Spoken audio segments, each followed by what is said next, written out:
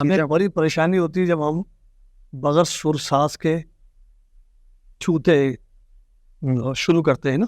ہمیں عادت ہے ایک فیل آئے تو اس کے ساتھ ہم لپٹ کے چلتے ہیں, اس پہ ہم لپٹ کے چلتے ہیں, ایسے ہی ہے. آپ کا جو طریقہ کار ہے, جو آج کل کے جو ناطقہ ہیں وہ ان کا جو ایم ہے نا, وہ جو سن رہے ہیں کو وہ بڑے عجیب ہے. وہ کہیں سے بھی شروع ہو جاتے ہیں تو اس لیے وہ بھی کہیں سے شروع ہو جاتے ہیں. اب ایک ناطقہ ہے خورشید احمد, اس کا پوری زندگی میں وہ کبھی اگر بے سرا ہوا ہو تو بتا دیں آپ, یا اس کا اسکل چینج ہوا تو اس نے ساتھ قائم کی ہے, اس نے ساتھ سیکھی ہے. جو بچہ خورشید احمد سنے گا وہ بے سرا نہیں ہوگا, پھر وہ کسی بھی صرف میں کسی بھی طرح نعت پڑھے.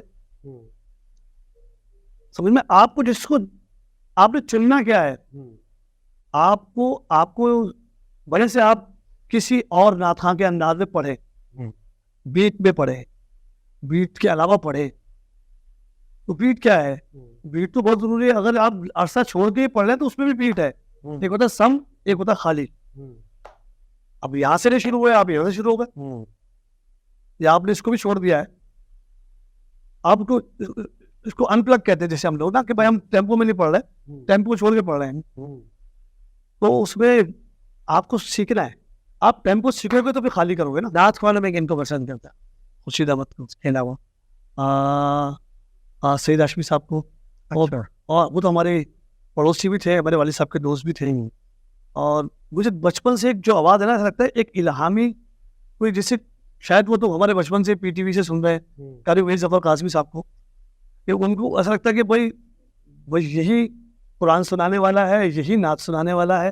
وہ ایک بچپن کی آواز ہے, وہ ایسی آواز ہے کہ جیسے لگتا ہے کہ جیسے اب یہ آواز جو ہے نا وہ مکہ مدینے کی زیارت کرانے والی آواز ہے. جیسے زید مقدر اللہ, ہم ان کی طرح آواز بنانے کی کوشش کرتے تھے.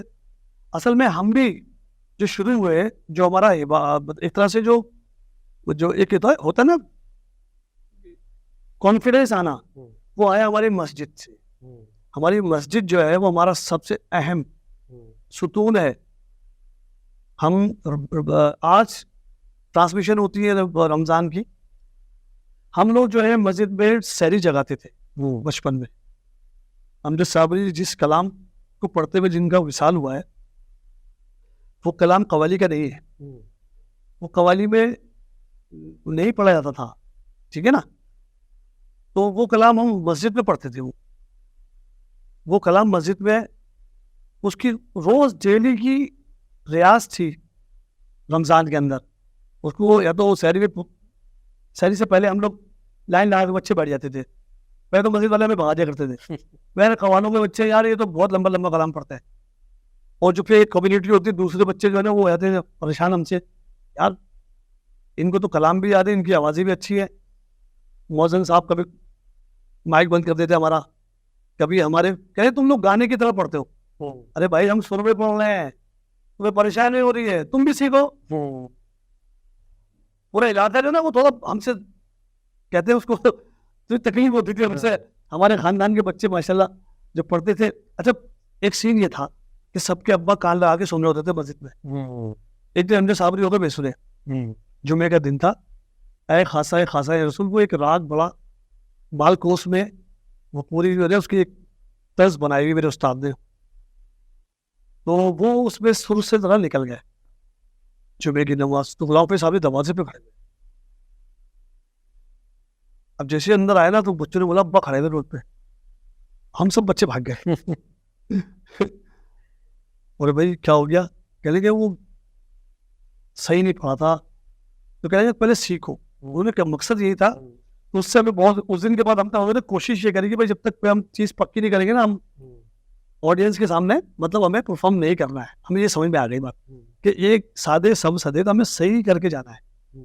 اچھا اگر میں یہ پوچھوں کہ اگر کیونکہ بہت سے اسٹوڈنٹ بھی سن رہے ہوں گے, خاص طور میں میرا فوکس اسی بات پہ جو کہ آپ کے پاس اس وقت ساز وغیرہ تو ہے نہیں, تو ہم وہی نعت کی بات کریں یا قوالی کی بات کریں, کلام کی بات ہم کریں. آپ کے اے سی چل رہا ہے؟ جی ایک ہمنگ آ رہی ہے.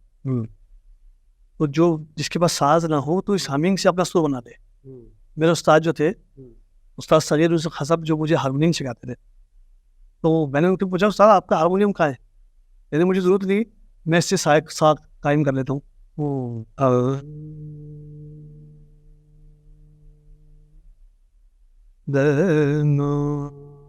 کوئی بھی راگ بن سکتا ہے. دے رے ما دی رے نا, یہ ہارمونیم ہے میرا. جب بندہ کچھ کرنا چاہے when there's a will always there's a way. جب انسان کو کچھ چاہیے ہوتا تو کہیں نہ کہیں راستہ میں مل ہی جاتا ہے.